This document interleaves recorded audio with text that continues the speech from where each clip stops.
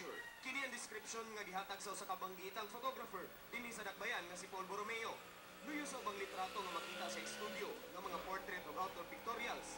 Dunaw sa pinasahing nga klase sa photography nga saan makita sa social networking site nga Facebook nga sakto karong All Hallows Eve o Halloween. Siya ay central theme. It evolves around costumes. It revolves around the makeup, the model, the location, and the styling also. Dungag pa ni Borromeo, usa kuno kamatang sa sining ang photography ug ang mga medium kuno sa pagkuhag litrato, mas makadulang artist tungod nagkinahanglan kini og props, prosthetics, production staff ug lighting techniques. Masayon siya actually.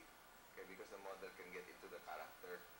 So dili siya na kinahanglan mo una og lain mga poses or anything like that, but basically just get into the character of the theme.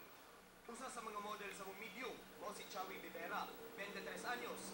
Sa mga koleksyong litrato ni Borromeo, usa siya sa mihatag og portrayal sa movie character nga si Wednesday sa Addams Family series. O kaning goth kaning mga dark na theme. Ano siya, marag, gusto na ako i-try para marag something new pod sa ako ang gusto, which is fashion and portrait. Dungag usab ni Chawi, mas challenging kuno ang mong medium tungod kinahanglan nimo makabisado ang karakter nga imong i-portray alang sa dungag arte sa litrato.